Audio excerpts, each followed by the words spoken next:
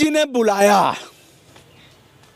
भैया जी ने झिलाया और हुजूर ने अंगूठा दिखाया। अब हम आपको बताने जा रहे हैं कि बहन जी से अभिप्राय सुश्री मायावती जी का है। एक विज्ञापन निकला, बहन जी ने एक विज्ञापन निकाला शिक्षक भर्ती का। वह विज्ञापन 2012 में निकलता है। 2012 से 2020 आ गया, यानी 8 साल से ये लोग झेल रहे हैं। सुप्रीम कोर्ट ने भी इनको जायज़ ठहराया है। हाई कोर्ट से ये लोग विधि सम्मत पाए गए। सुप्रीम कोर्ट ने भी जस्टिस दीपक मिश्रा की खंडपीठ ने इनको जायज़ बताया और उसके बाद भी झेल रहे हैं। तो बहन जी से शुरू हुआ, बहन जी ख़त्म हो गई। ख़त्म माने हैं अभी, जैसे शासन नहीं है। और भैया जी चले गए। भैया जी से अभिप्राय बबुआ जी, बहन जी के बबुआ जी। और उसके बाद हुजूर का भाषण एक बार सुनवाता हूँ। हुजूर ने क्या कहा, सुनाइए। जी ने गोरखपुर और पूर्वी उत्तर प्रदेश को दिखाया है, वह राह आप देखना एक वास्तविकता में बदलता हुआ दिखाई देगा। यहाँ की चीनी मिलों के जीर्णोद्धार के लिए, इन आंगनबाड़ी कार्यकर्तियों की समस्याओं के समाधान के लिए, बीएड और बीईडी प्रशिक्षुओं के समस्याओं के समाधान करने के लिए, इन बेरोजगार नौजवान जो अब तक उत्तर प्रदेश से पलायन करता था, इनके पलायन को रोकने के लिए गांव। देखिए, हुजूर जब चीफ मिनिस्टर हुए थे तो हुजूर का पहला भाषण है यह प्रतिपक्ष जब नेता विपक्ष में थे तब का नहीं है। और कुछ और फोटो में दिखा रहा हूँ। यह है केशवानंद जी महाराज, इनको आप पहचान रहे हैं। यह इनके 72,825 प्रशिक्षु प्राथमिक शिक्षक या प्राथमिक शिक्षक भर्ती में यह इनका अनशन है लखनऊ में 17/9/2013 को। यह केशवानंद भारती, केशवानंद भारती नहीं, केशवानंद, केशव प्रसाद केशवानंद, मैं ऐसे बोलता हूँ। शिवपालानंद और केशवानंद दोनों को मैं एक रूप में देखता हूँ। वो अभी लोक निर्माण मंत्री और यह भी लोक निर्माण मंत्री, जैसे वह थे वैसे ही यह हैं। इनको भी आप देख रहे हैं, गाजीपुर के ही रहने वाले हैं। इस समय संसद सदस्य हैं, पूर्व में भी सांसद थे डॉक्टर महेंद्र नाथ पाठक पांडे। यह संसद में शून्यकाल के दौरान उठाया मामला, लाठी चार्ज की निंदा किया। इन्होंने भी सांत्वना दिया था। बारी बारी हम जानना चाहते हैं, इनकी उम्र उस समय थी, अब अधिकांश लोग ओवर एज हो गए। लगातार लाली पाप देते गए इनको। मैं बारी बारी पूछना चाहता हूँ, शुभ नाम आपका? नीरज यादव। नीरज जी, क्या मामला है? मामला गुरुजी 7/12/12 विज्ञापन जो 72/25 का अखिलेश सरकार ने निकाला था, जिसको मामला लेते हुए नहीं, पहले तो बहन जी के समय में निकला। जी हाँ, उसमें मायावती जी शासन काल में निकला। उसके बाद सपा सरकार आई। सपा सरकार नहीं, 4 दिन पहले, अभी 4 दिन परीक्षा थी या कुछ था, तब तक बदल दिया गया नियम। जी हाँ, उस समय नियम ये बदला गया कि मायावती जी कहे कि टेट पे ही नियुक्ति होगी 4 दिन पहले। उसके बाद फार्म भरा गया टेट पे। टेट के बाद सपा सरकार आ गई। सपा सरकार ने कैबिनेट में उसको स्थगित करके फिर अपना नया विज्ञापन निकाला। नया विज्ञापन निकलने के बाद दो पक्ष, टेट और सुपर ये एकेडमिक, ये दोनों लोग मुकदमा लड़ते हुए मामला चला गया सुप्रीम कोर्ट। सुप्रीम कोर्ट मामला जाने के बाद सुप्रीम कोर्ट कहा कि हाई कोर्ट जो पहली भर्ती थी मायावती जी के शासनकाल में, उसको आप करिए। जो फाइनल आदेश आएगा, फाइनल आदेश पे जो भी निर्णय आएगा उसके पक्ष में होगा, वो भर्ती उस तरह होगी।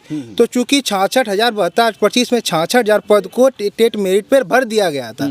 25 जुलाई 2017 में हम लोगों का मामला का ये आर्डर आया दीपक मिश्रा और ललित जी के ब्रेन से कि जो ललित जी जो 7/12/12 विज्ञापन एकेडमिक मेरिट पे ये सही है।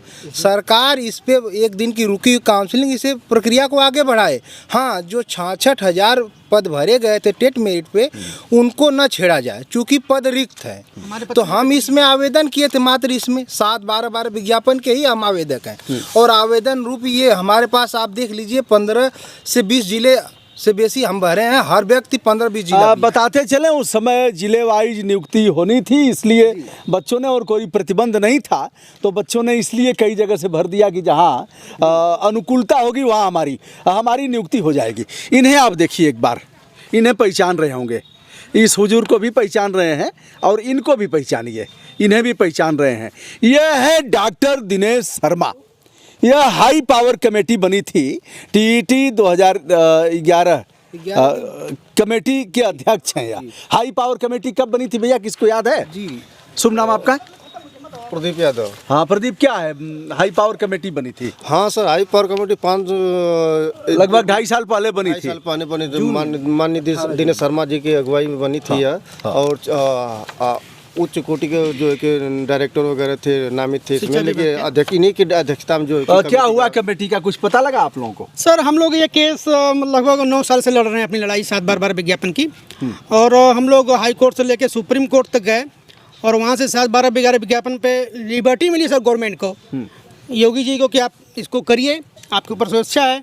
लेकिन लिबर्टी का मतलब हम लोग जो जानते हैं कि हमेशा पॉजिटिव होता है, नेगेटिव नहीं होता है। और इन लोगों ने लिबर्टी का यूज ये किया कि हमारी फीस वापसी करने लगे। फीस वापसी करके लिए ये लोग शुरू किए तो हम लोग अपना हाई कोर्ट गए। फिर हाई कोर्ट से हम लोग को फिर से सुप्रीम कोर्ट में पहुंच गए हैं सरकार से पूछने। आज भी यू ललित के केस में हमारा बेंच में हमारा केस चल रहा है और हमारी तरफ से सिब्बल सर लड़ रहे हैं हमारी लड़ाई। 1 डेट की हमारी सुनवाई भी हो चुकी है। हम बस यही जानना चाहते हैं कि लिबर्टी आपने उनको किस लिए दिया था? लिबर्टी इसलिए दिया था आपने कि ये पैसा वापस करेंगे या हमको 9 साल या 10 साल के बाद जब हम ओवर एज हो गए हम नौकरी देंगे, क्या करेंगे? हम ये जानना चाहते हैं, गवर्नमेंट बताए। देखिए आप देख रहे हैं यह उम्र हो गई और इंतज़ार करते करते अभी देख रहे हैं इनके धरना में केशव प्रसाद जी शामिल हुए हैं। और यह विज्ञापन है। क्या नाम है आपका? मोतीचंद।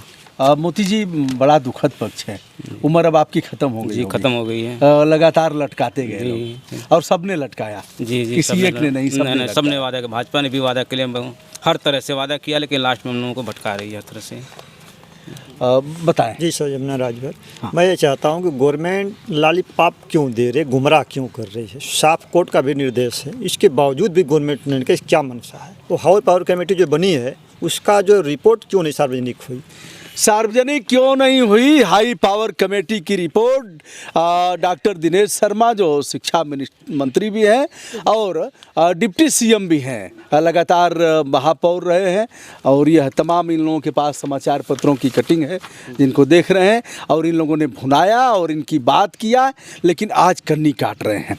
अब यह कहाँ जाएंगे? ऐसा भी नहीं है कि ये लोग सुयोग्य नहीं हैं।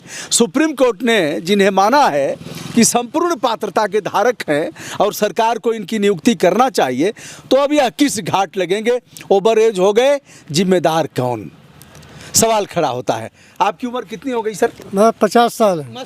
50 साल हो गई। 50 साल। क्या उम्मीद अब कर रहे हैं आप? उम्मीद तो हम लोग का विज्ञापन जो निकला था, हम लोग बाहर हैं और जिस तरह से आदेश कोर्ट का हुआ उस तरह से काम करना चाहिए सरकार को। मठ साहब क्या कर रहे हैं आप? जैसे खेती करते हैं। खेती करते हैं। इस बार खेती में क्या किया था आपने? धान की ये कटाई चल रही है। धान और गेहूं के अलग कुछ करिए, हल्दी वल्दी कुछ। प्रधानमंत्री जी ने एक नारा दिया है आत्मनिर्भरता का, वो अभी लॉलीपॉप है कि सही है कुछ? वो भी लॉलीपॉप है। हाँ, लॉलीपॉप है। लॉलीपॉप तो कुछ हल्दी की खेती हो, कुछ और भी खेती तो उसके लिए अलग अलग मिट्टी होती है ना, हर जगह नहीं होती है। अच्छा, आपकी मिट्टी में क्या हो सकता है धान गेहूं के अलावा? और क्या हो सकता है? केवल गेहूँ, कुछ और नहीं हो सकता? एक बार और कुछ पता करिए। कियारा वाली जमीन है क्या जहाँ पानी लगता है? कौन सा गांव आपका है? सवास गाँव सभा है। तो वहाँ मछली पालन होगा। मछली पालन होगा। ऊपर बत्तख, नीचे मछली। और यह भी है जैसे कुछ करना है, मान लीजिए सब के सब एक से एक सकल रणधीरा। और किसको कम कहा जाए, किसको अधिक? इन सरकारों को किस रूप में देख रहे हैं? बहन जी से लेकर के बबुआ जी से लेकर के इनको किसको अधिक वेट दे रहे हैं आप? मतलब किसको? सर देखिए, कहने को तो यह है कि हम लोग जो 2011 टेट पास हैं, हाँ। सभी बंदे हमारे इन 3 साल का सरकार से इतना झेल चुकी है, इतना झेली है आज तक। अब हमको इनके ऊपर किसी के पास विश्वास नहीं रखा है हमने। और हम ये कह रहे हैं कि हमारे जितने बंदे अब तक पास हैं टेट, हम ही लोग नहीं, बहुत लोग हैं। और प्रत्येक बंदे का मान के चलिए कि 2011 और 12 में कम से कम मिनिमम 50,000 रुपये इस फार्म को भरने के लिए खर्च हुआ है, जिसमें बहुत से लोग ऐसे हैं अपनी ज़मीन को गिरवी रख करके अपने फार्म को अप्लाई किए कि हमें नौकरी मिल जाएगी, ज़मीन छुड़ा लेंगे और हमारे पेट पर दे और हमारे परिवार का पालन पोषण होगा। लेकिन इन तीनों सरकारों ने ऐसा जलाया कि हम लोग के आंखों से आंसू नहीं खून झलकते हैं सर।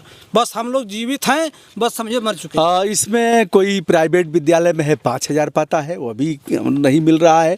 कोई कुछ ट्यूशन पढ़ा रहा है, कोई कोचिंग पढ़ा रहा है, कोई खेती कर रहा है, कोई और कुछ कर रहा है। तो सबने मिल करके इनकी ऐसी दुर्गत किया है जिसे बताया नहीं जा सकता। आप स्वयं देख रहे हैं इनका कसूर क्या है, वजह क्या है कि आज इस तरह से इतने दिनों बाद भी 8 वर्षों से लगातार कभी हाई कोर्ट, कभी सुप्रीम कोर्ट, कभी विधानसभा, कभी विधायक जी के यहाँ, कभी सांसद जी के यहाँ, कभी, और इनको देख करके तरस आ रही है। शर्म आनी चाहिए धरने में बैठ करके। और एक बार यदि फोटो देखते और तनिक भी शर्म रहती इनको रहती, डॉक्टर महेंद्रनाथ पांडे को रहती, धरना दिए, पक्ष में थे तो धरना दिए। आज जब पक्ष में आ गए, उनके सत्ता में आ गए, तो आज नजर भी नहीं मिलाते हैं, देखते भी नहीं है।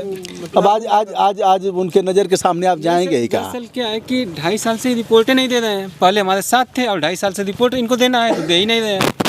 जहाँ तक हम लोग का सवाल है सर कि हम लोग यही जानते हैं कि सत्य की जीत होती है। और शुभ नाम आपका? हमारा नाम सुदामा प्रजापति है। और जहाँ तक हम लोग जानते हैं, हम लोग को सिखाया भी गया यही कि सत्य की जीत होती है। और हम यही उम्मीद करेंगे सरकार से कि हमारी जो भी जीत सुनवाई हुई है उस पर थोड़ा सा हम लोग पे ध्यान दें, अमल करें या ध्यान दें। दोस्तों, बड़ा दुख के साथ इनका वीडियो मैं कर रहा हूँ। देखिए, बहुत से बच्चे आने वाले थे, हमने मना कर दिया है कि लोग भैया ईंधन फूंक करके आएंगे। और यह भी पता है कि मैं निःशुल्क कहीं कोई इसके एवज में कहीं भी मैं कोई पारितोषिक इसका नहीं लेता हूँ, बल्कि चल करके जाता हूँ और जो भी लोक कल्याण की भावना है उसके तहत मैं इनके लिए करता हूँ। कुछ कहना चाह रहे थे आप? जी, कह रहा हूँ गुरुजी, ये 10 साल हम लोगों का जीवन चला गया। सुप्रीम कोर्ट ने हमें सही ठहराया है। हमने आवेदन किया, इस समय जो इस समय उसकी पात्रता थी, हम उस पात्रता के पूरे मानक को हम पूरा करते हैं। उस पद भी खाली हैं, ऐसा नहीं कि अभी तो आज ही समाचार पत्रों में 50,000 खाली हैं। जी, पद ही खाली हैं। और ये विपक्ष में थे तब भी हमारी आवाज़ बना करते थे। हमारा 290 करोड़ रुपया भी जमा है। सरकार को लिबर्टी फार्म 1 दिन की काउंसलिंग भी हुई है। और सबसे बड़ी बात कि हमारे में कितने लोग ओवरडोज हो चुके हैं और हमारे जीवन का 10 साल चला गया, तो हम क्या करें। ये कहे कि सब इस भाजपा सरकार को हम यही कह रहे हैं आपके चैनल के माध्यम से कि चेत जाइए, नहीं तो हम आपको सत्ता में ला सकते हैं, तो सत्ता से बाहर भी करने का दम रखते हैं।